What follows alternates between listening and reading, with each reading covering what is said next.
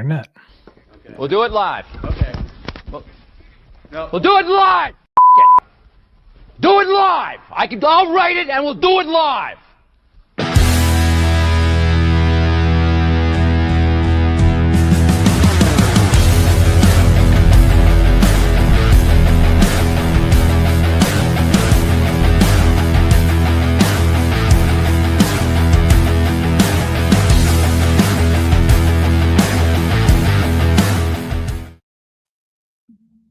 Oh, look at that. On time, and nobody's here. Oh, wait, nope. There's three people in here watching, so it's not a complete loss. Yeah, look at that, Matt Kirby.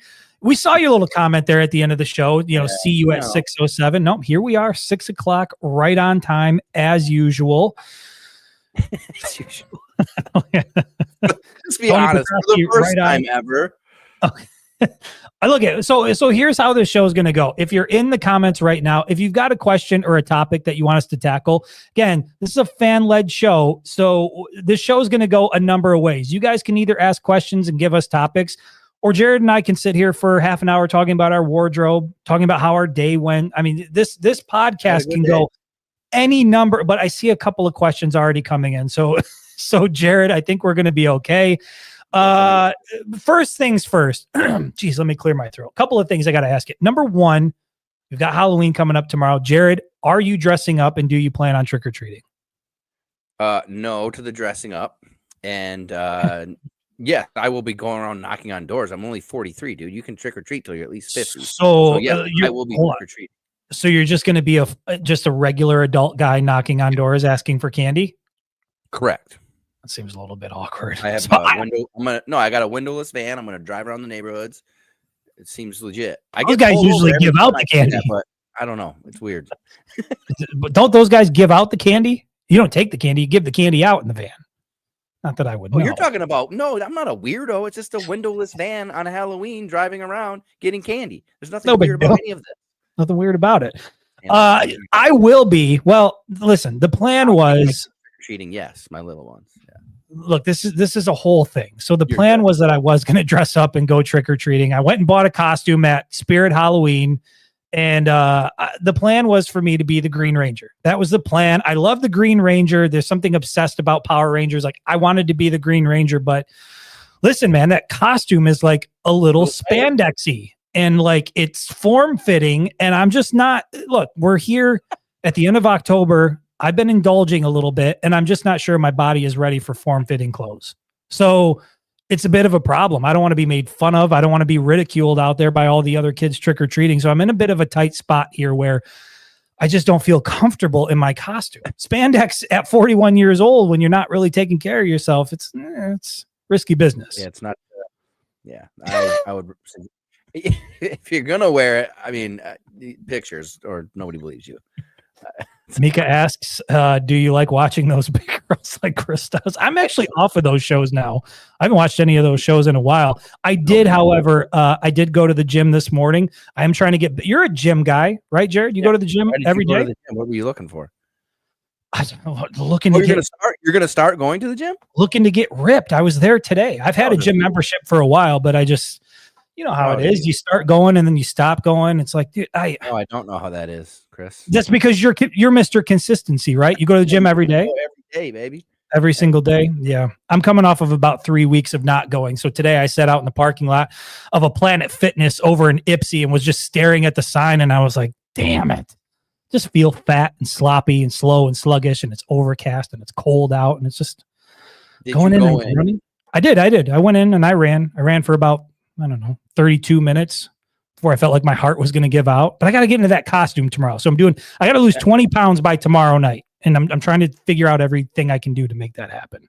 Yep. I don't think that's going to happen, but what a start to the podcast. Yeah, we haven't said anything about Michigan yet. This is embarrassing. Listen, for anybody that's in here right now, hang in, because not only are we going to take questions, but we've got a giveaway that we're going to do. Jared's going to kind of talk you through it a little bit. We got an autographed jersey here that we're going to be doing a giveaway for. Again, it's for a good cause. So if you're in the chat, you're going to want to stick around for that. I did see a couple of questions come through. So once again, before we get into it, if you got a question, if you got a topic, something you want us to tackle, throw it in the chat and we'll make sure that we get to it.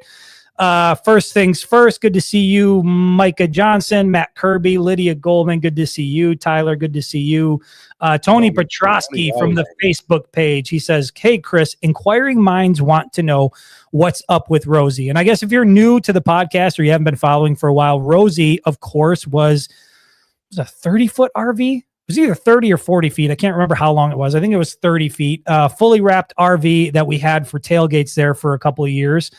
And Tony, the answer to that question is we sold Rosie. Rosie is now hopefully living a better life somewhere else. But Jared, I don't know if I told you this. I got a message from somebody on the Facebook page saying, hey, do you still have the RV? Because we just saw it. And it was like somewhere over in like the middle of the state. So like this Rosie lives. Yes. This thing's still driving around fully wrapped with like all the logos on it and shit. Somebody went and bought it. And that's awesome. It's nice to see that she's out there still living a good life. I'm not very mechanically sound. And every time we tried to take that damn thing on the road, like it just didn't work out well. It always ended up breaking down. And, there's not a lot you can do with a 30-foot RV when it breaks down. Like your options are limited and every option you have is super expensive. So long story short, Tony, I did sell it, but she's out there somewhere. So if you see her, make sure you snap a picture with her. See Rosie in the wild. Yep. Rosie in the wild. Just that big, black, beautiful RV rolling down the highway, leaking oil. I wouldn't get close to her though. Like keep your distance. Your distance. Yeah. Keep your distance. She almost killed me a handful of times. Colin from the Facebook page, he says, can Michigan run the table and beat that school down south? I guess this is a good time for us to get into it. Jared, I told you I wanted to talk about the remainder of the schedule here because I was thinking about this a little bit today. And when we were on the podcast last time, I thought when you look at the next 3 games for Michigan, all very winnable games, Michigan's going to be favored in those games. But then I got to thinking, like, is this a good thing for Michigan? And let me just pull it up because I want to make sure that I have this all right. But I'm going to ask you, Jared, if this is a good thing for the Michigan Wolverines. So you play Michigan State last weekend, who's a trash program. We already know that. They have not won a Big Ten conference game yet. You've got Purdue this weekend. Once again, 0-5 in Big Ten play. Not a very good football program. Northwestern can be feisty.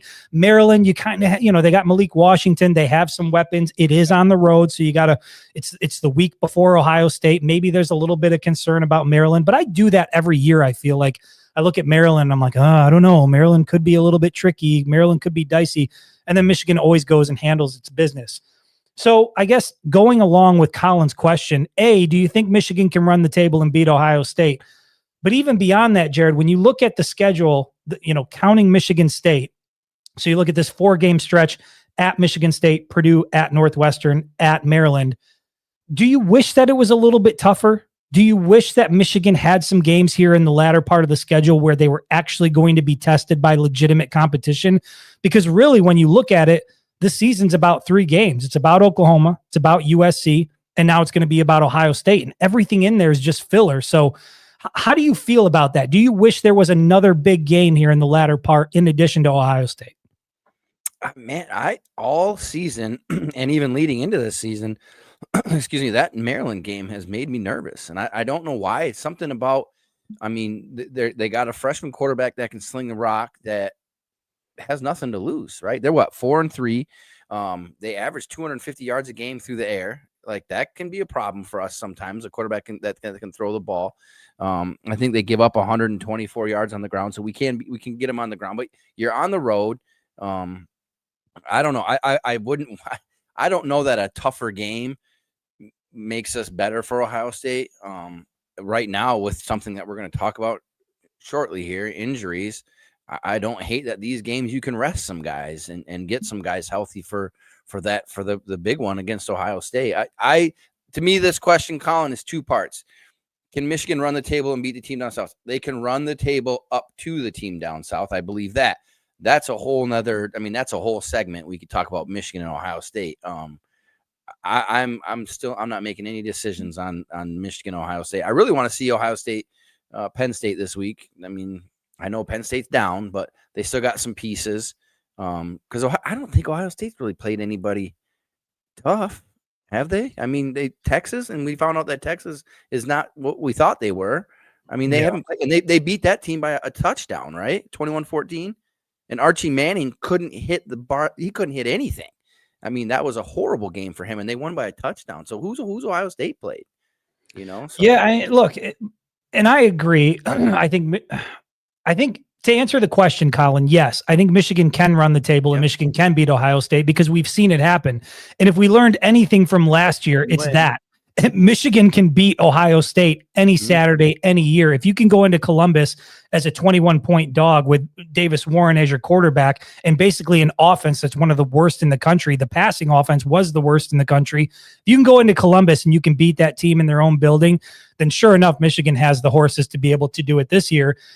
I just think it's a question of, is Ryan Day going to make the same mistake twice? And I agree with you, Jared. Like, we can talk about Ohio State a little bit further down the road, but to answer the question, yes, absolutely, Michigan can run the table and beat Ohio State. And if that happens, the Wolverines are in the playoff. Jared, you and I talked about that. Like, neither one of us view Michigan as a team that can actually legitimately compete for the national championship. So how much stock are you putting into just having Michigan get to the college football playoff? Obviously, we know that a big part of that is going to mean beating Ohio State. So that's why it would mean a lot. But yeah, I really think that if you're Sharon Moore and you're the Michigan Wolverines and you're looking at the remainder of this schedule, it is certainly possible to win out, get yourself in the college football playoff, which would be huge for the program, huge for Sharon Moore. And I think just huge for the people that still are skeptical about the direction of this program, even though there's a lot of reasons to feel good about what's happening. But let me ask you this, because I asked you about if you would prefer that there were harder games on the schedule here down the stretch when it is a really easy path for Michigan until that final game in November. Let me ask you this, and this goes along, I guess, with Colin's question and sort of the way that you phrased it. What is it that you would want to see or need to see from Michigan over the next few weeks here that would give you more confidence that, yeah, this Michigan squad can absolutely beat the Buckeyes when they come to town November 30th?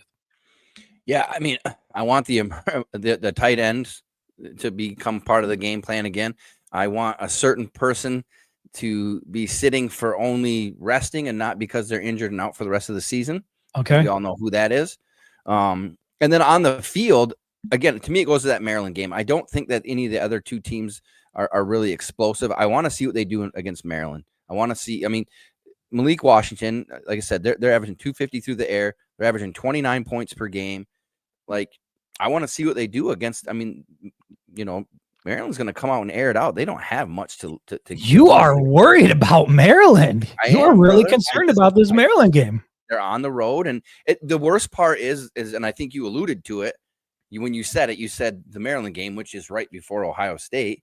You catch yourself looking ahead and you get your ass beat. You know what I mean? Like, we've seen teams do it. We've seen great teams do it. I think Ohio State did it not too long ago against a Purdue team that had no business. And that Purdue team shellacked them, right? Like, you start looking ahead in the Big Ten and you're on the road, anything can happen. Like, I want that defense to shut that team down, because the other part of Ohio State, we don't want to get too far into Ohio State, but they got a freshman quarterback too. Like Julian's saying, he's a redshirt freshman. I get it, but this is his first year. He hasn't really seen much pressure. And Matt Kirby corrected me. It was 14-7 against Texas. So the only defense that he really saw that was worth anything, 14 points, right? And Arch had some terrible plays, turnovers, and he looked shaky. I mean, it was week one, it was week one. Both teams didn't look that great, but I'll tell you what, Julian Sayin has settled in. He does look really damn good. I mean, he looks very polished for a redshirt freshman. And I know there's people in here that don't want to hear any credit being given to Ohio State, but that's a legit team. And I think that the big question at the end of that is, when you talk about that team, is Ryan Day going to make the same mistake twice, the same mistake that he made last year? And I think, look, if you're a Michigan fan, you can love the Wolverines and you can still live in reality. I think Michigan had a great game plan going into the game last year in Columbus, but I think the game plan they had was the only one they could work with, because there was no option to pass the ball down the field. I mean, Peyton O'Leary was out there making plays through the air. I don't know if Peyton O'Leary has seen the field at all this year. But Ryan Day last year clearly was intent on trying to outmuscle Michigan, trying to win in the trenches.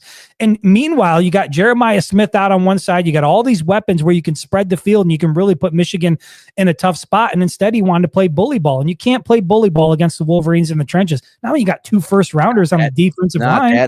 No. So I don't think Ryan Day is going to make the same mistake twice, and I think that's what's going to make this game interesting. Jared, you and I have talked about it. I do think Michigan is going to have to get something going consistently through the passing attack. So the question that I asked you about what do you need to see between now and then to give yourself confidence, for me, it's I just want to see consistency through the air. I don't need to see 400 yards through the air. I don't need to see 50 attempts by Bryce Underwood. And as a side note, I know Sharon Moore has taken a lot of shit and Chip Lindsey have taken a lot of shit about you got to open it up. You got to let him play free and you got to let him do this. I have seen enough film breakdown at this point and listened to enough people who actually know what they're talking about to know that it's not all on Sharon Moore. It's not all on Chip Lindsey. Believe it or not, Bryce Underwood is making some mistakes out on the field, which is not to be unexpected for a true freshman, 18-year-old quarterback. Jared, I can see something you want to add to that, but have you noticed that as well? Yeah, and it's not even mistakes. He's making decisions. I saw a stat, and I meant to talk to you about it, but after the state game, he had 16 RPOs, run pass options. Of those 16, 15 ended up being runs. He made the decision, right? He made the decision either hand it off or run it himself instead of passing. And people were bad, Michigan, he only throws 17 times, goes 8 for 17, whatever, couple drops, but the reality is the kid was reading the defense. It's a run pass option. You have to read the defense, and our rushing attack did very well. So he made the right decision. Michigan State was daring us to throw, and they said, no, we're not going to throw because you can't stop the run. So I think that's going to be tough moving forward because I believe that Purdue is not going to be able to stop the run. So Michigan's going to go out and do what they do. They're going to take advantage of the weakness of that defense. But should they? That's the question. Should they? Because when it comes to what I want to see here over the next few weeks, I get it. That is Michigan's game, and that's what they can do. But I feel like, let me ask you this. Do you feel like you have legitimately seen consistency from Michigan through the air? Is there any game you can point to this year where you can say, okay, that game was a model of consistency through the air? Washington. Okay, so we got one game on film where you could say that, where guys were making plays, and even then there were some drops that were there. Right. So that's where I'm at with this. We have seen now every single week this season what a guy like Justice Haynes is capable of, what a guy like Jordan Marshall is capable of. We know what they can do from a rushing standpoint. And like I talked about on Monday, it's clear that there are some issues, some injury issues, and these guys need to be healthy because you're going to need Justice Haynes and Jordan Marshall for Ohio State, right? We both agree there. But because you haven't seen any consistency from the passing attack, I would just like to see more of an emphasis on that. Like I said, I don't need 50 passing attempts per game. I don't need 500 yards through the air. I just want to see, can you put together 2 or 3 drives consistently where you're moving the ball with ease down the field against, let's be honest, opponents that are inferior? You should be able to move the ball through the air on the next 3 opponents you're going to play. And I think that in order for Michigan to get over the hump, not really get over the hump, but in order for Michigan to not lose to Ohio State in their own building that final week in November, I feel like you're going to need more from Bryce Underwood. You're going to need more from Donovan McCulley. You're going to need more from Andrew Marsh. And I said it on Monday. I just don't know, in this Michigan offense, can you play from ahead? Can you play with the lead? Can you run the ball and milk the clock? Yes, we've seen it. But in a situation where you're down 7, you're down 10, you're down 14, and you got to have it. This drive matters. You got to move the ball through the air. If you're this Michigan offense, do you have that gear? And we just haven't really seen it yet. So I would like to see that over the next few weeks, if for no other reason, so that they themselves can see it and know that they can do it. We just don't know if that's in their wheelhouse yet. I just, I get exactly what you're saying. And I know all the fans are saying the same thing, but we're acting like for the last 4 years that we've beat them, it had something to do with some amazing passing attack. It didn't. The whole thing started with Hassan Haskins and 5 touchdowns in the snow, and Cade McNamara, not McNown, could not throw the ball either. What if Michigan went these next the rest of the season and Bryce didn't throw a single pass and they won every game, what would you say going into the playoffs? Well, would you say I want to see him pass the ball? No. And I don't know that people are saying that. Like, I feel like the difference this year is that there's a realization that this team is not those teams, that the offensive line isn't as dominant. And I think we like what we have in the backfield, but the idea that this Michigan team is going to be able to line it up and bully Ohio State's defensive line, like, is it possible that could happen? Sure. Do I want to have to rely on that exclusively? No. Like, and I feel like that's why you go out and get a guy like Bryce Underwood. That's why you bring a guy like Andrew Marsh and you go out and get Donovan McCulley, a guy who can high point the ball. You've put some weapons around him. It's not where you want it to be, but I think that it's going to come down to that. If Michigan can just line it up and run the ball 40, 50 times against the Buckeyes all the way to a win, all of us are going to be perfectly fine and happy with it. But I just think that this year, the equation's a little bit different. And I feel like Ryan Day is going to push the ball down the field. I feel like there's going to be more points that are going to be scored. And I feel like Michigan's going to have to dig down deep and prove it can move the ball through the air. And until you do that, if for no other reason, give Ohio State something to think about that final game in November. Show that you can move the ball down the field through the air. Show that you're willing to put an emphasis on it. I know that there's this big thing about hold it back, don't show what you can do. Like, fucking put it on tape. Show the world, show the country that you know how to move the ball through the air consistently, not just one drive here and there, but it's something that you can turn on. And again, Purdue, Maryland, Northwestern, those are teams where you have an opportunity to do that. We know Michigan can run the ball. Everybody knows Michigan can run the ball. That's in their DNA. But we don't know whether or not Michigan can pass the ball effectively down the field, drive after drive. And I'm not even sure they know that they can do it. Yeah, I mean, I'll accept that. I accept it. I just feel like we haven't 4 years in a row, we haven't beat Ohio State because we passed the ball. So we're following the same blueprint. We're following the same. And I feel like, last year, everybody, what did we say? We're going to get blown out because we can't pass the ball. Yeah. And we just ran it down their throats and won the game with Khalil Mullings. And that offensive line was not. I mean, how much better was it than this year? I don't know. I don't think it was that much better than it is this year. But Michigan said, listen, I think a lot of it, too, if you think about what we're talking about, you're talking about playing from behind. We don't want to do that. You think it's going to be a high score. So really what we're saying is the defense has got to do their job. And how have we done that in the past, right? All these high prolific quarterbacks that came at CJ Stroud and Will Howard was going to be the man. Now you got Julian Sand. He throws for 400 yards a game. He's amazing. Michigan put him on their ass. You can't throw the ball when you're looking up at the sky. So and I saw in the comments, Derek Moore, right? Derek Moore's got to have a big game. Jayshon Barham is going to be way more experienced on the edge now. He's made some mistakes in some games lately. You and I talked about, right? He edge contain. He has a problem there because he's a linebacker, so he wants to attack the ball. By the Ohio State game, he's going to be a semi-polished edge, and I think that defense is going to play a huge role. If they can keep that game close, Michigan won't have to do those things. They can continue to pound the rock. And then what happens to an offense like Ohio State? We've seen it. When they can't score or where the game starts to slow down, they get frustrated. And then they're going to try to throw the ball, right? CJ Stroud made huge mistakes. Will Howard ends the game with a pick that was a terrible pass. You know what I mean? Like these. So, I mean, yeah, I think the defense is going to play a big part of it. I mean, I agree. Everything's going to start with the defense. I mean, and we've talked about it all season long. Points. Right. The benefit of having the Michigan defense is that it always gives you something to lean on to keep you in the game. That's why the USC game was just so out of character, right?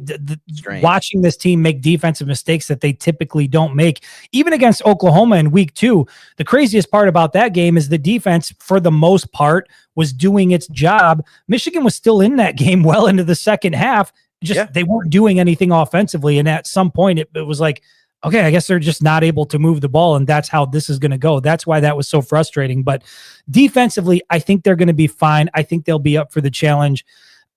Again, would I love to watch Michigan be able to line it up once again and just bully Ohio State in the trenches? I would love nothing more than to see that happen. But I just have a feeling that the way this year is playing out, that Michigan is going to have to do some big things through the air in order to not just stay in the game, but in order to get a win. And I would just like to see those things happen consistently over the next few weeks. Like I said, I don't think it's got to be, you're not becoming Texas Tech all of a sudden where you're slinging it all over the field for 4 quarters. But I'd like to see some consistency. I'd like to see some good decision making. I'd like to see Andrew Marsh and Donovan McCulley put together like solid games, really solid games over the next few weeks where those guys feel confident they can catch everything coming their way. And I'm not trying to say that they don't, but like, where's Marlon Klein's confidence at? Even guys like Zach Marshall, like where's his confidence level at? Where is Donovan McCulley's confidence level at? When you're not frequently a part of the game plan and you're spending a lot of time blocking and you're just not really getting into the flow, like I worry about that when you get in a situation where you need it and you got to rely on it. That's all I'm saying. And I get that. And I'm going to take, I understand what you're saying because you were a guy that sat on the bench a lot. So you understand that dynamic of not seeing the field. But like, I wouldn't understand that. But I'm messing with you. It's hurtful. It's just hurtful. I don't know. I'm over here taking arrows and I didn't even do anything. No, I get what you're saying. No, I was a receiver, right? So if you don't see the ball, after a while, you kind of get like, you're not really into the game, and then they're gonna call on you, and you can't just snap to it. So yeah, I agree. I would like to see him throw the ball. I think they're going to throw the ball. I'll tell you another big thing is I just don't want injuries, right? I get through these guys, get through these teams without any significant injuries, get ahead. I think the chat's talking about they want blowouts. I'd like a blowout in all these games so that everybody can sit and relax. And I'm with you. Yeah, just show you have that gear and couple quarters, sit out. Yeah, right. I'm good. Prove it to yourselves. Put up some numbers. Move the ball through the air. Give Jordan Marshall a little bit of a rest. We know, let's just get into the Justice Haynes things right now because I can see. And this was. I'm still at 6:01. Okay, so we're at 6:26. But Matt Kirby's asking for an injury update. Lydia Goldman says from the Facebook page, she says, I pretend to know nothing as Justice Haynes out for a bit. Rumor mill suggesting he may have a foot injury. Yeah, there's a photo that's circulating around of Justice Haynes wearing a boot on his, I believe it's on his right foot. Correct. Yeah, listen, first of all, Jared and I do not know anything definitively, and we're certainly not going to confirm any sort of injury news here. What, you want my opinion or not? We do have a doctor here on the podcast. So if you want to know the nature of the injury itself and like you want to get x-rays and things like that, Jared is your guy. But in terms of whether or not, or the severity of Haynes's injury, I've heard all kinds of things, right? Where maybe he can return this season. Maybe it's a season ending type thing. And we know how Michigan plays this stuff.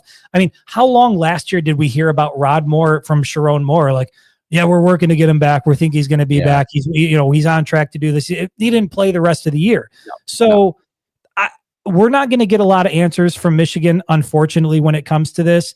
But I'll say this, like, when I saw Justice Haynes on the field after the Michigan State game, to me, it didn't look like he was hobbling around. Now, granted, I was running around and trying to take pictures of the trophy and all that other stuff that was going on. So, like, I wasn't like examining him. I did see Cole Sullivan in a sling. I'm not really sure what the nature of the injury is there or what the recovery time is, but talk about another guy you want to make sure you get back as soon as possible. But Justice Haynes, regardless of what the injury is, there's no doubt that Michigan needs to get him back on the field. Now, we've talked about this, Jared. The benefit is the next few weeks, in addition to a bye week tucked in. So really, you got 4 weeks here where he doesn't need to do a damn thing. You can sit Justice Haynes over the next 3 games and be totally fine doing that and give him all of the time he needs to rest and rehab and get ready for Ohio State. The question is he going to be ready for that game? And the answer is, I have no idea. Unless you've heard something different, Jared, or unless somebody in the comments has heard something different, I haven't heard anything definitive on Justice Haynes. No, and usually when you're talking about something in a boot, and I didn't just look this up, it's because I know these things. Well, you were glancing down for a minute, and it looked like your eyes were reading. No, I wasn't. Anyways, it's generally it is generally like a fracture, but I did look. Okay, it says that if it's a fracture that would have required surgery, he would already be in a cast. So it says it's usually something that's a couple 2 to 4 weeks, but it could also be, we don't know. It could be a sprain. It could be a simple strain. I mean, Marlon Klein was in a boot, and then a week later he was running routes. So it's also something that they do to make these guys rest that foot, right? I think Junior Colson, I remember him his last year. He had a lot of injuries that year, but he would wear a boot like the whole off week and then play on Saturday, and then he'd go right back into the boot, you know? So we don't know. I haven't heard anything. I was sharing with Chris earlier. I was talking with a friend who's very ingrained in the program, and we were just chit-chatting, and then I said, hey, you know, not to infringe on our friendship, but what's going on with Justice Haynes? I'm still on red for that one. So it's tight-lipped in Ann Arbor, and I'm just glad that this Saturday is not Ohio State. So yeah, and it's something that we've talked about a number of times. Like we were going over what we need to see from the defense and from the offense, and I think we're all in agreement here that everybody's going to have to play their best game against Ohio State, and you're going to need all your top guys. And I don't think it gets more top than Justice Haynes. No. Week after week, he is the most consistent weapon that Michigan has offensively. I mean, he's a hard runner. He's a tough runner. He is a guy that can run in between the tackles, but for a good chunk of this season here, I do think the offensive line is progressing and starting to play better down the stretch here. But for a good chunk of the early part of the season, Justice Haynes was really good at masking all the deficiencies up front because of the jump. I'm sorry. You said it. We can't even edit that shit out, man. That's live. Unbelievable. We just lost everybody. I take it back. Jump. Say it again. Slow it down. Slow it down here. Jump cuts. He was. There you go. He was making in the back. There's no point in me even finishing. I've lost the point. We've lost the whole deal. Bottom line is you got to have Justice Haynes back. He's one of the top weapons. You have to have him back. And if that means setting him for the next 3 weeks so he's ready for Ohio State, that's what you got to do. But definitively, nobody, as far as I know, nobody knows exactly what's going on or what the timeline is. Damn it. And, you know, here's the other part. Like, I mean, the picture that we saw, he was out at an elementary school reading books. Like, I feel like if they were so worried about it, they kind of would have hit him away a little bit, you know, like, hey, buddy, maybe we don't walk out in public and take a bunch of photos and there's ways to keep kids, you know, I mean, maybe it's all part of the plan in that place. Maybe it's all part of the plan. Maybe it's all part of the plan to like get Ryan Day thinking, hey, they might be without Justice Haynes. Maybe there's something going on there, right? I don't know. Maybe they're. You heard it here first. There's nothing wrong with Justice Haynes. Maybe they're playing chess while the rest of us, dumbasses are over here playing checkers. Oh, yeah, God, I can't believe I said that. This is what live TV is all about. Sometimes you say that. Sometimes you say the C word. You didn't mean it.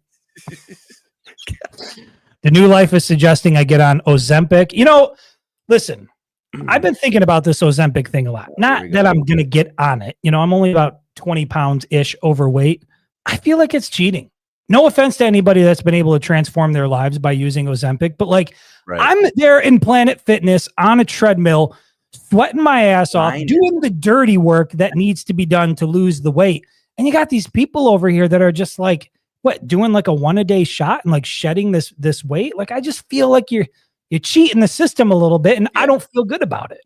No, I agree. That would be like stealing signs to win a national championship. You know what I'm saying? That's the same level of bullshit. You just don't want to go down should we bring up the Connor Stallion stuff that came out today? I'm not going to go there. If somebody asks about it, we can. No, I don't care about him and his vacuum. Oh boy. Mika says if you worked at Planet Fitness, did you actually work out? Yeah, I did work out. And a fitness hater. Yep, that happens. Treadmill's treadmill, Micah. It doesn't matter where you're at. I nearly died on the treadmill today. Yeah, so probably nearly died. That's the thing, man. When you're in your 40s and you go a long time without working out, you can't just hop on the treadmill and start running your ass off. Like, my heart was beating so hard, I thought it was going to explode, and that was going to be the end of me right there in Ipsy in the Planet Fitness, just face down near a treadmill. Fails. So we're losing cabin pressure here, I feel like. Scott says, great start to the show. I'm not exactly sure what that's in reference to. We crushed it at the beginning. Now it's gone downhill fast since the beginning. Jill from Facebook asks, didn't you guys get stuck in Illinois with, I'm assuming this is a reference to Rosie.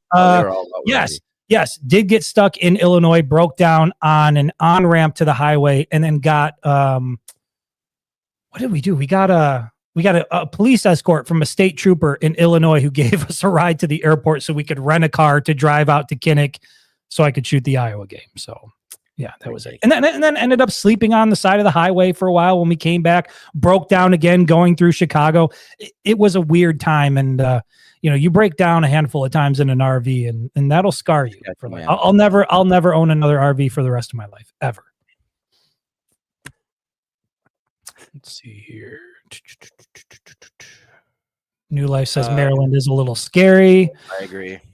So right there with you, Jared, you're terrified of the Maryland Terrapins. Terrified of the Terrapins. I will answer some questions. Yes, this is new. And no, I didn't get it from gambling. We've talked about this. I don't gamble every day. Wow. Thursday, Friday, Saturday, Sunday, Monday. That's the only times I gamble. That's almost the whole week. Okay, never mind. That's sad. Tuesday and Wednesday. Matt Kirby says on Tuesday and Wednesday. I'd gamble on Tuesday and Wednesday. Listen, that'll be we could dedicate a whole show to some of the issues that we've got. Maybe one of our shows should just be therapy. Like I said, we could do couples therapy. I can bring in my wife and we can argue and have the fans settle it. One of these shows we can talk about, some of the things that you got going on and see if the fans have a solution. I actually think that might be a good idea when times get a little bit slow. We can just have them diagnose us. Until then, Matt Kirby from the Facebook page says, we have been battle tested. So Michigan's been battle tested. Ohio State has had no adversity. Jared, I think you referenced something to that. I mean, how much do you buy into that? The fact that Ohio State really hasn't been tested. It sure as hell doesn't seem like they're going to be tested all that much this weekend. The game is in Columbus against Penn State, and Penn State is a shell of the team that we thought they were going to be going into this year. And that's a dangerous team, though, right? You use all the old sayings of a wounded team, and they're getting around their new head coach, and they're doing it for pride, and because that's all Penn State's got left, right? I mean, they're 3-4 or something. Yeah. So it could get dangerous. I would say that if they had Drew Allar, but he's out. Allar? Isn't it Allar? Allar. How the hell do you pronounce I don't know. You tried to put like a fancy spin on that. Drew Allar. Drew Aller. Aller? Maybe if you pronounced it Allar, he'd have had a better career. Anyways, so I think you're right. I don't think they've been tested. That hoopla from the first game in Texas was just not. I mean, I think they should have destroyed that Texas team. Texas defense was pretty good, but I'm with you. They played I think they played Illinois, right? They beat them pretty handily, but Illinois is Illinois is a fraud. I've never believed in Illinois. No, and I still have a hard time believing in Indiana. Indiana is legit. I believe that. It's just hard for me to still get to a place where I see Indiana and I'm like, no, that's a legit football team. Like I still view them as Indiana from 4 or 5 years ago, but I mean, yeah, Illinois is on fraud alert. For sure, Penn State on fraud alert. And I don't think Ohio State's really going to be tested until they have to come to Ann Arbor. And you just hope Michigan's got enough to really push them to the brink. Seth from the YouTube page, if he's still here, look, I don't know what the first part of this question has to do with the second part of this question. He says your lack of hair. He says one bald to another. Does Moore make any assistant changes after the season? Again, not sure what the first part of that question has to do, but I do listen. My bald brethren here, fellow comrade, I will answer the question. He says it, and you're like, "Oh, I like this question." It's like a certain call that we have to each other, right? I don't know. Do you think Sherrone Moore makes any changes to his staff during the offseason to any assistant? I mean, we talked about Ron Bellamy a little bit. I think Chip Lindsey's doing okay. Wink Martindale, I think he's pretty good with the defense. I don't envision any changes happening. You might see something with special teams, but do you think Sherrone Moore makes any changes to his staff during the offseason? Am I allowed to answer this question? Yeah, as the bald leader of this group, I am bringing you in. Well, hopefully I don't ever join that group, but no, I don't think he does. I don't know. Would I like to see some? Nothing against Ron Bellamy, but I just feel like, it's just that it's not there. Like I don't know. It's the losing out on who's the kid that went to Syracuse? We were mad as hell about it. Yeah, I can't remember his name, but I remember waiting around like 4 hours for him to commit. Like 4 hours for him to come on, and like we had him locked in, and Samaj is not getting better. Somebody points it out in there, and I don't know, man. It depends on how it ends up. I mean, if he beats Ohio State and makes the college football playoff, does he need to? You know what I mean? If they win out and lose to Ohio State and win a bowl game and he gets 10 wins, does he need to? I mean, what do what do you blame those 3 losses on? Who do you blame them on? That we need to make a change. I don't know, man. I don't think he does. I don't. Sherrone doesn't strike me as that type of person that he's gonna. Well, I think he's building his team, and he's got time. He's gonna look at his team next year and say, "We talked about before. That team's pretty solid next year. The year after that's gonna be very solid." Do you think changing I don't know if that's gonna help you. Well, we saw it with Kurt Campbell that Sherrone Moore is willing to make a change. He knew that the offense wasn't good in 2024 and had to make a change, and he got rid of Kurt Campbell and brought in Chip Lindsey. And we talked about this on one of the previous shows, but you look at the offensive line. Grant Newsome is a guy who's been a part of the program for a long time now, but is that offensive line as good as you think it should be at the University of Michigan? Is it playing up to the standard by what they expect at the University of Michigan? I think when you look at this season so far, like if the season was over and you looked at the production of the offensive line this year and last year, I think you could say pretty confidently that unit is underperforming. And so, yeah, sure. Could it be Ron Bellamy? Could it be Grant Newsome? I mean, I think there's areas that you can look at this team and say, these areas have to get better. I don't know if Sherrone Moore makes any changes. And I think to your point, Jared, a lot of that's probably going to be decided by how this season plays out down the stretch. You're now in the final stretch of the season. You've got a few games here where you can get better and you can make some improvements along the way. But I've thought about this before, like, what are the areas of this football team that you can point to and say that group has gotten significantly better from week 1 to week 8? Like, there's not a lot of that there. Like, certain guys have emerged, certain guys are playing better, but position group wise, I'm not really sure there's anything you can look at this team and say, wow, they have gotten significantly better in week 8 than they were week 1. Like, the guys who were good week 1 are still good week 8. Andrew Marsh has emerged in the wide receiver room. Donovan McCulley's kind of doing the same stuff he's been doing all year. The offensive line maybe is progressing a little bit. I was going to say, look at the last 2 games. I mean, they dominated Washington. The offensive line did. And what do we do against Michigan State? Put up the most rushing yards we have since 1994. I think that offensive line is really moving forward. Now, and Washington was a good team. So it's not 2 inferior teams, right? So if they had struggled against Washington and then they did well against Michigan State, I'd say, yeah.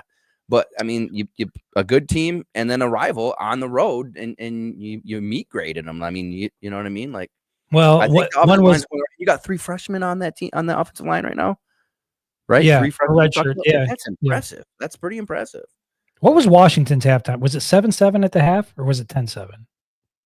No, I think it was 7-7, wasn't it? And then 7-7 Michigan, Washington, 10-7 Michigan. So, again, solid performances at the end of the day, but like not really consistent performances and struggle. Like that's where I'm at with this Michigan team. Like you go into the half against Michigan State 10-7, or you're 7-7 against Washington. That ain't going to work against a team like Ohio State. It's going to be 21-7. It's going to be if you went in. I thought you said if you go in 10-7 or 7-7 against Ohio State, that's a win. Well, that's why it's not going to happen though. You're not going to be 7-7 at the half with this Ohio State team unless you think the Michigan defense can hold that Ohio State offense to 7 points in the first half. Maybe it's possible. I just don't think that's going to happen. That's why those slow starts concern me, where they're not putting up points, they're not converting on drives. I'm concerned about that. And the good news though, on the other side is, a few weeks ago, this whole podcast was about coaching, right? 7-7 to 24. 10-7 to 31. So second half adjustments, at least they're making those adjustments, apparently they are. Yeah. I mean, they deserve credit for sure. There's no doubt that they deserve credit. I mean, people are so quick to shit on the coaching staff and when this team comes up short, but like when they actually do some things well, it's like, it's hard for people to really give credit where credit is due. Yeah. It's a wild thing. I heard about that on local sports radio and I was listening to it, just this conversation about this weird thing with Sherrone Moore and this fan base, man. They are just not sure. Yeah, and I feel like this stretch of the season is going to go a long way towards solidifying it. Because when you look at what he's done in his capacity of working, people want to give Biff Poggi a ton of credit for what he did when he stepped in for Sherrone Moore. And if you want to do that, you've got to give Sherrone Moore a shit ton of credit for what he did when he stepped in for Jim Harbaugh. And he's won some big games during his time in Ann Arbor. And so I think for now, you got to give him the benefit of the doubt. Mika Johnson from the Facebook page asks, is our wide receiver core so shallow that we have to keep going to Samaj Morgan? The dude can't catch a cold. I absolutely hate having him return punts because he never attempts to catch the ball. Look, I think wide receiver depth is a part of it. I think having playmakers at that position is a part of it. To be perfectly honest, I am a little bit curious about what's going on with Kendrick Bell, what's going on with Jamar Browder, what's going on with some of these other guys that you don't see on the field that often. Like, and you don't want to keep piling on Samaj Morgan. So this isn't about who he is as a person. This is just strictly about production. It's clear that game to game, there are issues that continue to pop up. And even with Channing Goodwin, right? Like Channing Goodwin started at the beginning of the year and then he started to slip down the depth chart because he couldn't hold on to the ball. Yep. I'm just wondering with Samaj Morgan, the issues seem to be consistent from week to week, why there isn't more of an effort to sort of plug some other guys into that position, get them on the field and maybe give them an opportunity. For whatever the reason is, Samaj Morgan's inconsistency from week to week is something that is a big concern. So Mika, I would say for sure the wide receiver group at this point is shallow for whatever reason. And they, to the point where they feel like they've got to keep Samaj Morgan on the field in spite of the fact that he makes quite a bit of mistakes when he's out there. Yeah. So first I have to address the Alar thing because is it pronounced Micah or Mika Johnson? Oh, it might be Micah. I don't know. Because you're saying Mika, and nobody seems to you're just making up things over here, and I'm getting. Have I been corrected? I can't see it. Drew Alar thing. Okay, so Micah, can you tell us if it's Mika or Micah? Because if it's not Mika, then I get to make fun of Chris. But please clarify so that Jared can make a point. Please, yes, thank you. Back to football, though. Yeah, man, I actually feel bad for Samaj. People are just getting on this kid, and he's making mistakes. But like you said last week, the coaching staff is obviously working with him. He's still a young player. What is he, a junior? I think maybe a junior, redshirt sophomore. He's played a lot of football, man. He's Micah. Okay, so please roast Chris. My bad here. Okay, my bad. Listen, even Michael Jordan missed a handful of shots here and there. I can't be perfect all the time, but damn near close. That's embarrassing. But anyways, yeah, we talked about last week. I would like to see a game-changing person back to receive punts, and I believe that when you go against a team like Ohio State, you have to take advantage of every facet of the game. And I think that Michigan for years has just said special teams, we're going to get a guy back there that can catch the ball, not fumble it, and we're going to be fine with where we're at. I saw a graphic on the Michigan State game where he fair caught a kick after they got that penalty, and there was literally the users put a graph up. There was 32 yards between him and the next Michigan State guy, and he fair caught it. Like, what are we? I mean, you're going to get at least 10 to 15 before you even, and so I just think that they that's what I would like to see over these next few games. Run some people back there and see who can make a difference.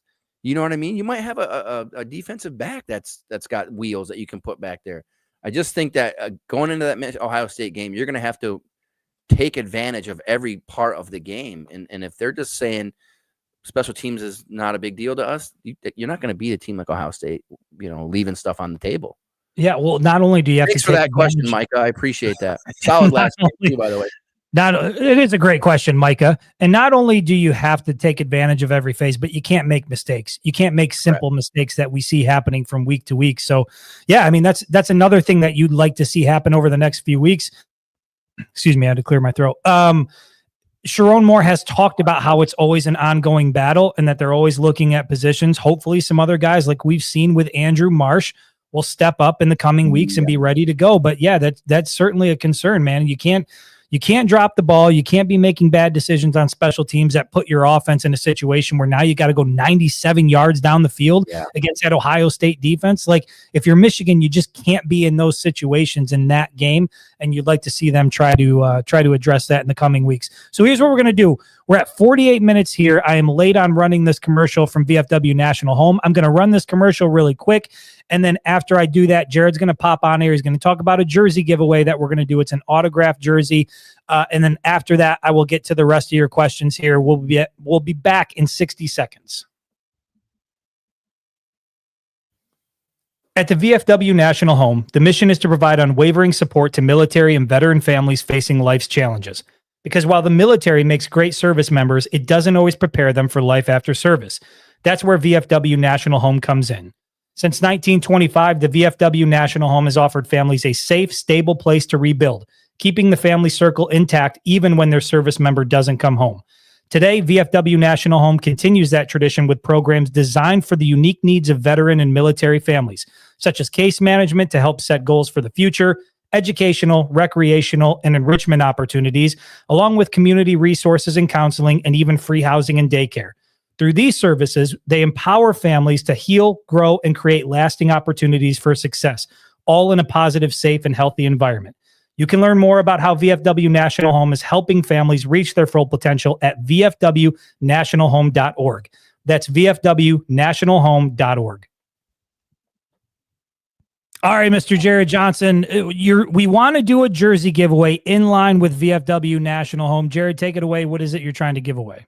Yep. So what we're going to do, November coming up is the military month. So obviously we have Veterans Day on the 11th. Where we honor all veterans, and that's what we do at the National Home. So I appreciate some of the Winged Helmet fans have already donated. I appreciate it. You didn't donate too early. We're going to throw your name in this giveaway too. So moving forward, anybody who donates, Chris is going to put the link on some posts so you can see it, or you can use that QR code. Anybody who donates with a minimum of a $10 donation one time, you will get your name in a drawing, and Chris and I will draw it after Veterans Day. And the winner will get this Colston Loveland autographed jersey. You can see that it has the certificate of authenticity, which comes with it. You just have to frame it. I'm not framing it for you. But yeah, pretty badass jersey. So again, anybody who donates, minimum of $10, we'll put you in the drawing, and we'll draw it live on the show, and we'll ship it out to you. Yeah, we appreciate all your support. Absolutely. It'll be super simple. Like Jared said, you can go on, you can do something as small as a $10 donation to VFW National Home. That will automatically enter you into a drawing for the Colston Loveland autograph jersey. And then we will announce the winner later in the month of November for that jersey giveaway. And you can tell, just look behind Jared. He has no shortage of autographed things. So he's got plenty of these things he's going to be giving away in the coming days, weeks, and months. I'm going to make him get rid of his entire inventory so that we can help the VFW National Home. Jared has graciously offered to donate all of the things in his possession. And so, Jared, just kudos to you. I mean, you're a great guy, stand-up guy. I can't wait to do more giveaways. Look for that on the Facebook page, though. I'll be posting that soon. All right, let's get into more questions here. Tony Petrosky says, Chris, you and I have had more time on the field than Peyton O'Leary. That might be true. That's actually, that's weird. It's just weird the way that happens, you know? Chantel, my wife, she wants to know, okay, so this became a bit of a topic after the last podcast. Oh boy.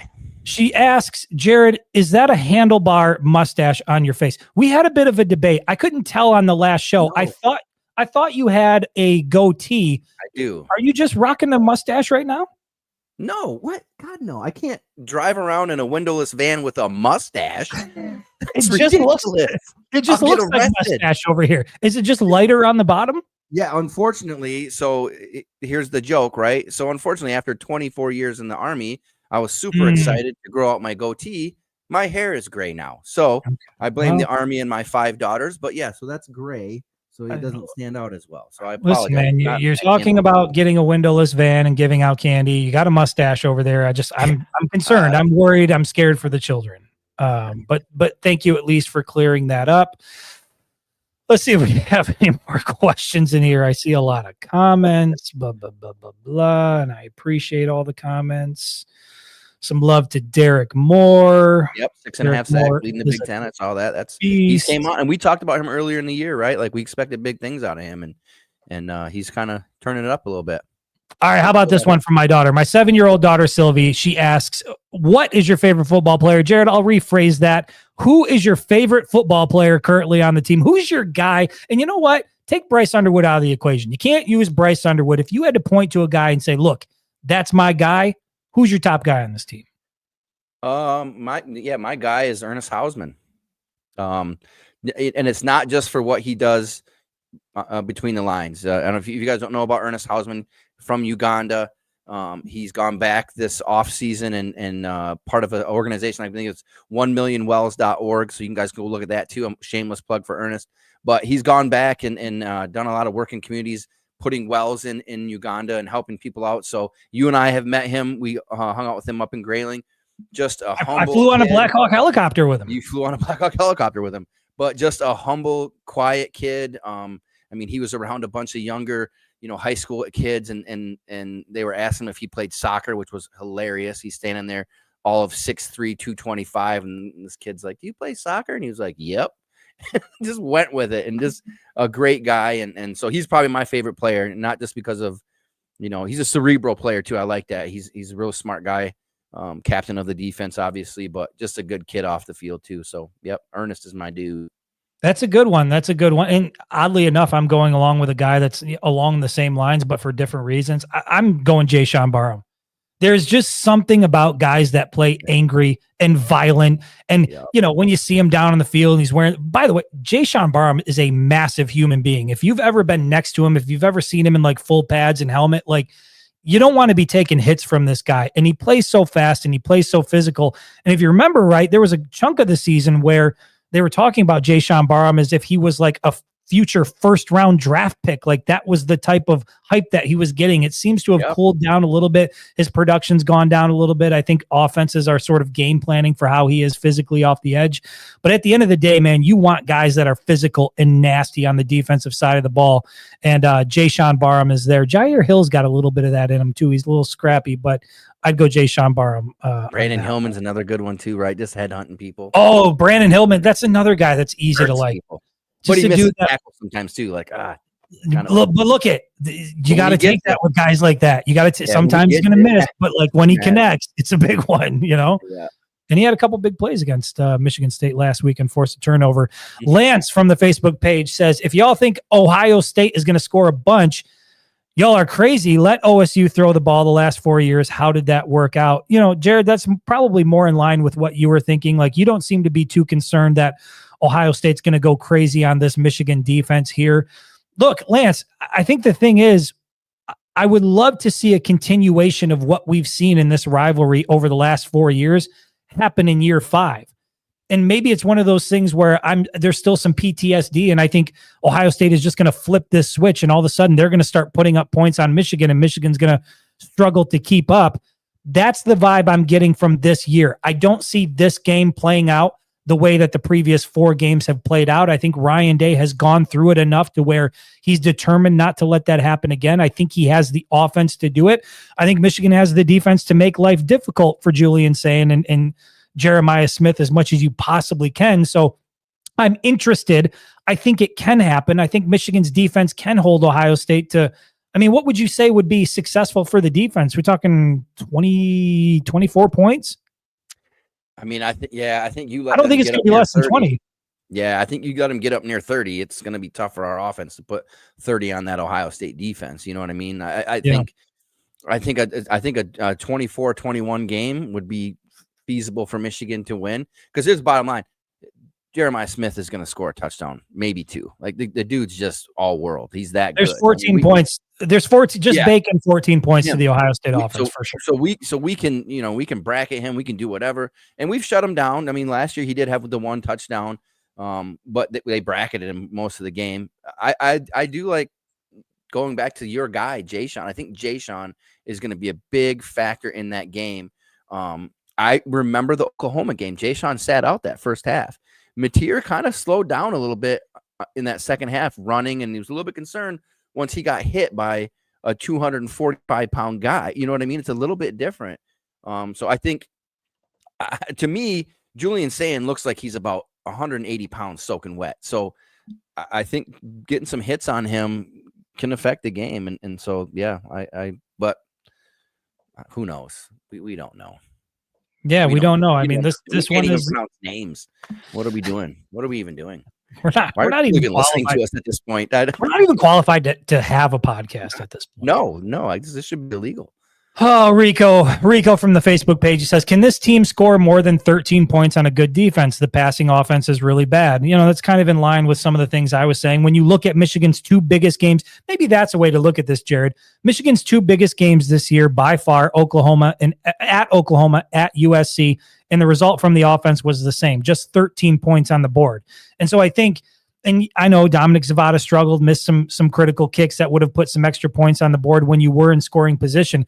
But I think to Rico's point, that's where I'm at overall, is like when you get up against a legit defense, it seems like Michigan just stalls out offensively. And when you go in a game where you have, I don't know, 9 to 11 offensive possessions, and on 7 of those you can't convert, to me, that's a problem. And so they've got to find a way to figure that out. I have no doubt that Ohio State's going to come into that game committed to shutting down the rushing attack. It's going to be a battle in the trenches for sure. But if Ohio State commits to that, and there's every indication to think that they will, does Michigan have what it needs to be able to move the ball through the air? And right now, 8 weeks into the season, I still think that's the biggest question mark of this offense. Can they do it consistently? We know they can do it every now and then. We've seen Andrew Marsh can play like he's damn near not just the best receiver on the team, but one of the best receivers in the Big Ten Conference. We've seen Donovan McCulley go up and snag the ball out of the air and make the circus type catches that you want to see from a guy who's 6'5", that type of receiver that can high point the ball. You go back to like almost Braylon Edwards-esque, where he's going up in the air and snatching the ball away from defenders. Like, Donovan McCulley has that. So there's flashes of it, but we haven't seen it consistently. And that's what makes me a little bit concerned about that final game in November. And that's why I think Purdue, Northwestern, and Maryland give you a perfect opportunity to try to go out and at least build that muscle a little bit, build that connection, not just during the week, but build it on Saturday. I think that's going to be important for Ohio State. That Northwestern game, though, too, we got to think a little bit deeper into that. I mean, you're playing it at Wrigley. It's going to be windy as shit. It's going to be cold. It's going to be cold, I mean, that's a running game, right? That's a running game to me. So, it is. I'm with you. I would like to see Marlon Klein come back too, man. After that first game, I thought, man, this guy's going to have himself a year. And I don't know. I just disappeared on us. Fell off a little bit. Injuries kind of here and there, and things happen throughout the season. We started off strong, and now here we are. It's embarrassing. Just kind of floating our way through it. A lot of comments here about Justice Haynes, transition of a lifetime. CJ asks, what's wrong with cheating? CJ says, get off the treadmill and run outside. Look, I'm not.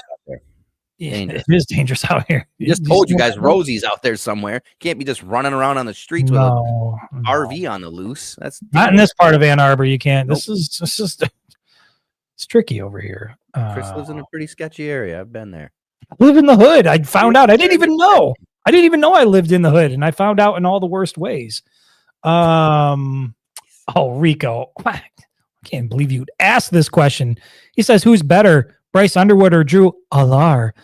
This is Bryce Underwood all day long. Depends on how you pronounce it, I think. Drew Allar is a veteran quarterback. This guy, he gets a ton of hype. I've never been a big believer in Drew Allar, and I think every time he gets in a situation where like it's a big game, he doesn't have that it thing about him. Highly rated guy coming out of high school, and I thought when Penn State snagged him, it was going to be huge for the Nittany Lions, but he didn't really develop. But when you look at Drew Allar and you compare it to what Bryce Underwood is and what he's going to become, I don't even think this is even close to being a comparison. I think Rico's just messing with us. I don't know about maybe, that one. Maybe he could be. That would make more sense that it would be. Yeah, he's just messing with us. Okay, fine. There's more bald comments. You see, you open up to the people you think you can trust, and they just use it as ammo. Yeah, it's not good. It's abusive. See some stuff about Kirk Campbell. Hurrying to 641. Another one from week. Look, so as I'm going through these, there's just little question mark prompts that tell me it's a question. So I'm not picking on you here, Rico. I'm not trying to block anybody out. I'm just going in order here. Rico from the Facebook page, he asks, do you think Bryce is still here if we miss the playoff next year? So not this year, Jared, but if Michigan goes out in year 2 of Bryce Underwood and they miss the playoff, do you think Mr. Underwood comes back for year 3? Yes, I don't. Yeah, I don't. I don't see why he would leave. He's getting exposure, right? He's playing in big games. Michigan's in primetime games. He's looking towards the NFL. Like, why would he leave? I think that Michigan team, you and I talked about it before, Chris, that third year of Bryce, that Michigan team, I mean, all the freshmen that are playing right now, the class that he's got coming in, we assume and we hope that they're going to get some transfers. So yeah, I don't know. I don't think personally. I don't think it has anything to do with the playoff. I think if you got to be concerned about anything, it's if you still see like if they don't go out and get some wide receivers out of the transfer portal, if you're still seeing struggles with the offensive line, if you're not seeing progress to where I don't think it's for him. I don't think it's going to be all about putting up big numbers, but you just want to see this offense progress and you want to see that the staff is going to put the weapons around you that you need to take this team to the next level.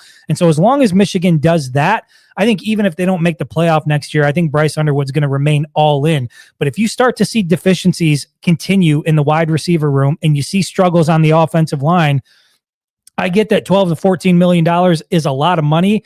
But make no mistake, there are other people that are willing to pay that around the country that could potentially put him in a better situation. And that is the defining point of this era of college football is like, you have to make sure you have all your shit together because from year to year, there is no contract in place that's keeping anybody in Ann Arbor or in Tuscaloosa or in Baton Rouge. You can move from year to year, from team to team as you see fit, depending on whatever situation is going to be best for you. I think Bryce Underwood wanted to come to Michigan. You saw that video he put out when he committed where he's a kid and he says, I want to be a Michigan Wolverine. Yeah. So this idea that it's all about money, I think is a little bullshit. 100%. But there's no doubt that some of it's about money. And also the other part of it is he wants to succeed at this level before he moves on to the NFL. I know he's got big goals in the NFL. He's talked about it. He wants to be a future Hall of Famer and all of that stuff. But I'll go back to a couple of years ago during his recruitment. He was very clear that he didn't pick Michigan because he couldn't really point to development in some areas. And so that seed was in his mind. He was using it as a talking point. And my only thing here is if you're Michigan, you've got to make sure you're doing everything you can to stack the deck around him so that he can live up to his potential. And as long as Michigan does that, I think he ain't going anywhere. I would like to point out something that you said. I don't think it's just about the money. If you followed Bryce Underwood's recruitment, I didn't say it was all about the money. No. I said you said it's not about. Okay, I want to make that clear. Okay. No, I'm clear. Because what you said, if you followed his recruitment, he said those things about Michigan, right? They don't develop quarterbacks, but he also at the same time, what was that quarter? I think his name was Carter Smith. That we got that kid out of Florida. He's like a 3-star quarterback. Harbaugh. I follow recruiting a little bit more. Chris doesn't like it as much. I don't care. Recruiting is dead to me. It does not matter. Right, but we got this commit. But Underwood made a point of putting laughing emojis up and like sharing that post. Like, so he still cared. I think the whole time, you're right, he wanted to come to Michigan. I don't think that Harbaugh was recruiting him that way. And remember how Harbaugh ran NIL. I'll pay you when you come here and you show me you can play. Well, that's not the way the game was going. If Harbaugh stays, we don't get Underwood. I don't care. We don't get it because he did not want the NIL to go the way it went. As soon as he left, Sharon Moore stepped in and said, we're going to do NIL different. Okay. This is a good question here. And maybe it's not a good question, but it just hit me when you said that. Oh, it's probably a terrible one. So you said if Harbaugh were to stay, if he was still here, we don't get Underwood. Would you take that trade? No. If you still had Harbaugh in Ann Arbor right now, but you didn't get Underwood, would you prefer it to be that way? Same coaching staff is still here, right? So you don't lose. Keep in mind, you don't lose strength and conditioning. You don't lose defensive coordinator. You don't lose key parts of the staff. Would you take that over Underwood? No, because I don't think that you. No. I love Ben. Love Ben Herbert. Greatest. Wow. Because I don't think that Harbaugh would have been able to change with NIL. And I think he would have continued to coach the way he was. That team that won that national championship was a unicorn team. They all stayed for the right reasons. That doesn't happen anymore. So he's not going to win recruiting battles. He's not going to get Underwood. He's not going to pull Babalola. He's not going to pull Ty Haywood. He's not going to get Carter Meadows. He's not going to get Savion Height. These kids are getting paid. He refused to do that. And I'll tell you a story. Had an insider, you know him. I'm not going to say his name. That said he literally went to a meeting with all of these guys in Harbaugh and said, you have got to change. You have got to pay Underwood. Before Underwood committed to LSU, he said he literally was jumping on the table saying, if you don't do this, we're going to lose this kid and we're never going to get a big-time recruit. You've got to change. And Harbaugh said, that's not how I'm doing it. Period. Point blank. Damn it, I respect that though. I respect it. And what's crazy, you know what? Then you'd be 8-4 for the rest of your life. And I get that. And I was going to say, what's crazy is that when that was going on and Michigan wasn't spending, I was frustrated because I was back then, 2-3 years ago, I was saying, I don't care, just throw them a bag, get those guys here, get those guys here. Yeah. And now that that's what's happening, it doesn't feel as good as I thought it was going to feel. It just kind of feels like. So you think Harbaugh being there with that team last year, they're better than 8-5? I don't think so. Yes. Well, yes, Harbaugh because I think done anything different. I think other things would have happened. I think they would have been better at the quarterback position. I don't think that would have played out the way that it played out. And I do think that there's something to be said for transfer. He didn't. I mean, who did he bring in the transfer portal at quarterback that worked out? Jake Rudock. Ish. Have you heard of John O'Corn? Have you heard of a little guy called Shea Patterson? No, exactly. I get your point. I get your point. I understand it. I just think that that's an interesting thing. Look, Ben Herbert, Jim Harbaugh, Jesse Minter, you get all that back. No pieces in exchange for Bryce Underwood. That's how much you believe in Bryce. Okay, I'm not just saying Bryce Underwood because I'm saying the trajectory forward, right? Like that they not only with Harbaugh leaving did they get Underwood, but they started playing the NIL game. Yeah, that's fair. That's what I meant. Fair. I'm not saying just for Underwood. I'm saying for the trajectory forward. I don't think there's any. That game. I don't think there's any meetings with Larry Ellison on an island somewhere. If Jim Harbaugh's still the head coach of the Michigan Wolverines, we'll put it that way. Exactly. Do you want to touch this one? We were joking about this before we hopped on. We thought the Sharon Moore heat had died down a little bit. And we were like, you know what? We should start drumming it up a little bit. But here Wolverine Gage is asking the question: do you guys believe Sharon? Do you believe in Sharon, or is he on the hot seat? I'm going to tell you what I said, Chris. I'll tell you what I said. What has he done since Saturday? Sunday, Monday, Tuesday, Wednesday. We're in Thursday, and I haven't seen Sharon do anything. He hasn't won a game. I haven't seen any wins. In 4 days, he hasn't won a game. No. Why are we paying him? No, he's not on the hot seat. And, are you a believer in Sharon Moore? If you're asking me if I'm a believer in Sharon Moore, I'm still in the camp of yes. I mean, I think he's doing all the right things he needs to do to put this program in a position to be successful in the future. I just want to pull this thing up because, Jared, you and I were talking about this, and I think it really helps put things in perspective. Where the hell is it? Where the hell is this thing? Okay, so you've got Bryce Underwood as a true freshman right now. You've got Jordan Marshall as a redshirt freshman. Andrew Marsh is a true freshman. 3 of the 5 starting offensive linemen are redshirt freshmen. 2 more 5-star true freshman offensive linemen haven't even played yet. That's Ty Haywood and Andrew Babalola. And you've got the number 1 running back in the country coming in next year in Savion Hyder. And so, look, I get that there are high expectations at the University of Michigan, and rightfully so. And you've heard Jake Butt talk about this. Like, it is part of the pressure and privilege of being a head coach or a player at the University of Michigan is that the expectation is that you're playing for national championships every single year. And so, but along with that, when you don't meet those expectations, there's going to be questions. That's the job you sign up for. But when you look at where this team is now, what they have coming in and what they have coming back, it's really hard not to be excited about where this program is headed. Jared, you and I talked about it before we hopped on live. When you just look at it on paper, I think within 3 years, so I'm talking it could be next year, could be the year after, but within 3 years, I think this Michigan football team is legitimately, if not a favorite, one of the favorites to win a national championship at some point here. And so there aren't a lot of teams around the country that can say that definitively right now. I think Michigan is certainly one of those programs. And you've got to give Sharon Moore a lot of credit for that. Yeah. Yeah, I think that the future in Ann Arbor is brighter than your OnlyFans light right now. I think that they have. By the way, my lighting's better. My lighting's better today. I don't look like I'm in a garage. I don't look like I'm being held captive. I'm struggling with my words, and I'm not even drinking alcohol. Maybe you should. No, I'm with you. I think he's putting the pieces in the right place. Like I said, when he left, he brought the Michigan football team forward into what the future of college football and recruiting is going to be. Embrace it. Like, it's going to be there. And I saw some guys in the comments mention Harbaugh paid players. Yeah, he did. But he didn't pay the freshmen. And that was their thing. Trust me, Chris and I were around a lot of the organizations and did a lot of pieces with NIL. And those players, they weren't paying freshmen to come in. They were keeping guys which worked out for that national championship team. They got him to come back, which is a great thing. But now we ran into last year. The cupboard was bare. There just wasn't the pieces. And you're right. He probably would have brought somebody in. That's another part that Sharon's done as well, too. I think he's done well in the transfer portal. I mean, he brought in the best running back in the country, brought in some great defensive linemen. I mean, he's done well in the transfer portal. Now, to your point, you said it multiple times, we need to see him go out and get that playmaker at the receiver.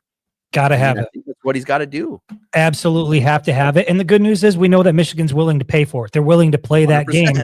And yes, they were doing NIL under Jim Harbaugh, but not nearly to the extent that they are doing it now. And Jared talked a little bit about that. And so, and to be honest, that first year, the 2024 season, I don't know how many head coaches around the country, even marquee head coaches, could have come into that situation facing what Sharon Moore was facing, looking at an NCAA investigation hovering over the program, all these things that were going on, and make that team a national championship contender in year one. That was a lot for any coach to have to deal with, let alone if you're Sharon Moore and this is your first year as a head coach. And I think all things considered, when you end the season beating Ohio State in their own building, and then you go and you beat Alabama at the ReliaQuest Bowl, I get it. It's not the college football playoff, but you end your season with a win over Ohio State and the eventual national champion, by the way. And then you go and beat Alabama.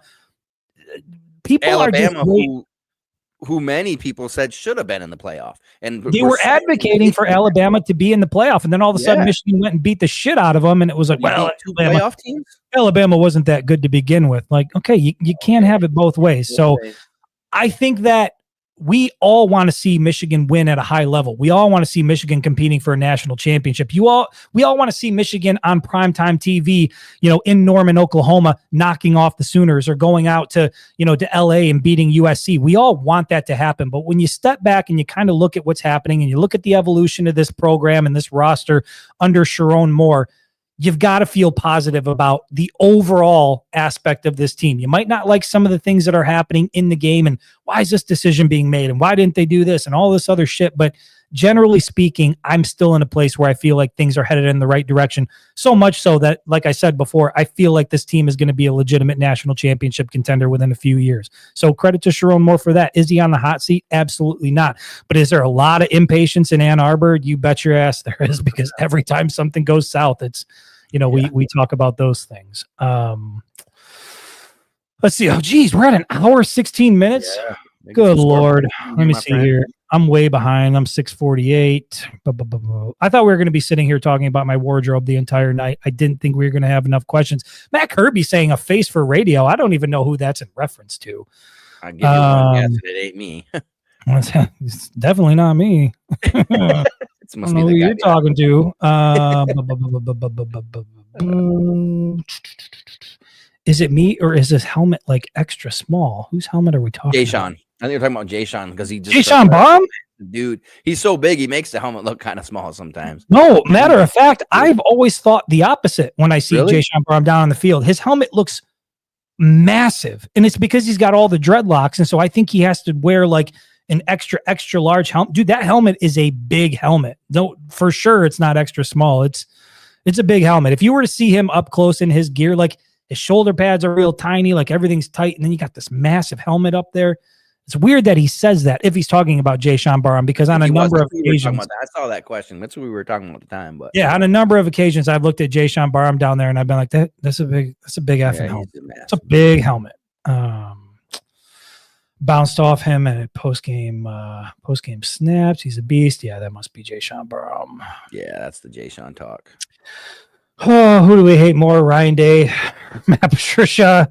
Maybe that's a good question to end it on. Look, I'm not a big Lions guy, so I don't really have the hatred for Matt Patricia that I think a lot of people in this state do. For me, I don't know. I might get canceled for even saying this. I don't really hate Ryan Day. I don't have a lot of hatred for Ryan Day. Not like I had for Urban Meyer or even kind of Jim Tressel a little bit. I don't really have that for Ryan Day. Like outside of the Ohio State stuff and the rivalry, like he does a lot of stuff for like mental health awareness. And I know a little bit about his history and sort of like, the story with his father. And so like, I don't have a hatred for Ryan Day. Like I like to roast him because he's the coach for Ohio State, but I don't hate him. So even though I don't really, follow the Lions stuff and I'm not really a anti-Patricia guy, I would say it's Matt Patricia. So I hated Ryan Day for a bit when he said we're going to hang 100 on him, right? Because then he was like, oh, you're trying to be Urban Meyer. You're just that guy. I think he's been humbled a bit. Again, I'm with you. I follow some of the things he does off the field. He's a good dude overall. I feel like Ryan Day is probably a good dude, right? He just, he's in Ohio State, so we don't like him. But Matt Patricia, yeah, actually not a good human being. From being a Lions fan, like I've heard some of the things he did behind the scenes in the locker room. When your players just absolutely do not want to play for you, that says a lot about who you are as a person, not just winning and losing. And maybe he's been humbled too. But I will say Patricia he's a good defensive mind, but for me, it's Patricia as well. I mean, Ryan Day is Ryan Day. He is what he is. Yeah, I'm locked in. I completely agree with that. We're almost at an hour and 20 minutes here. I think this is probably a good place to end it with Matt Kirby's question here, which Matt Kirby, phenomenal profile picture there. If you can't see that, that's a picture of me and Matt Kirby standing outside of Rosie at a tailgate that we did. So just an incredible profile picture there, Matt Kirby. And that's why we're going to end it with your question. Matt asks, what is the score prediction for Purdue? We've been on this podcast for an hour and 20 minutes, and we haven't really said a damn thing about Purdue, if that tells you any indication of how we feel about this game this weekend. Purdue is not a good football team. They are 0-5 in conference play. This should be light work for Michigan. I believe the last time I looked, they are 21.5-point favorites going into this one. It's at night. It's in prime time. Michigan's got to handle its business, and I agree with anybody out there that said, let's just make it a convincing win, get up early, and then get your guys off the field and let your reserves get in there and get some work. So with that being said, Jared, how do you see this one playing out? What's your score prediction this weekend for Purdue? I'm going 38-10. I don't think we're going to run the score up too much. We're just not designed to do that. I think we're going to get ahead. We're going to run the ball. We're going to control the clock. I think they'll get a field goal. They'll get a garbage touchdown in there, but I think 38-10, it won't be in question at any time. See, Tyrone's got me. But yeah, I think 38-10, that's where I'm at with it. Yeah, we've got Tony says 35-14. Tyrone says 38-10. Tyler says 42-7. Jared, I'm a little bit closer than I think a lot of these people. I'm at 27-10. I think the Michigan defense is going to hold Purdue to 10 points, but I'm still unsure about the Michigan offense without Justice Haynes in the lineup. I know that Jordan Marshall is fully capable of carrying the load. We know that he's capable of making big plays, but until I see this Michigan offense move the ball consistently through the air, 27 points is about where I'm at with this team. That's where I think they're going to be this weekend, particularly if they get up a little bit early and they start getting the reserves some work. But you can tell I'm in the minority here. Like, CJ Frazier's got 49-10, all gas, no brakes. It's going to be cold. Chucking the ball up. It's going to be chilly. Seth says 40-10, Michigan, go blue, bald man. You guys got a connection. I'm telling you. The Bald Brotherhood is a strong one. Jacob Morris from the Facebook page says 56-10. Rico's a little bit more in my wheelhouse. He says 28-14. We'll see how it plays out. I will be in pocket for that game. Jared will be in pocket for that game. I'll be posting on social media the whole time so we can carry on the conversation then. And then we'll get back on Monday and we'll talk all about a convincing win. And look, we're going to have to try to find things to talk about because these next three games, for the most part, shouldn't be much intrigue. It should be convincing wins for Michigan. Now it's just about trying to figure out, are they doing some of the things we want to see them do in order to feel confident about that final game in November? So we will see you back here on Monday. I really appreciate all the activity in the comments section. For anybody that gave a question or asked a question or a topic and I didn't get to it, apologies. Try to get here early next time because I do fall behind on that. Jared and I have talked about that. That is an ongoing theme. It's just hard to keep up when you guys are so active, and that's the beauty of the community that we built here. But I do appreciate you guys. We'll be back on Monday to talk about Michigan's convincing win over the Purdue Boilermakers. Jared, have yourself a great weekend. We will see you back here. Go Blue.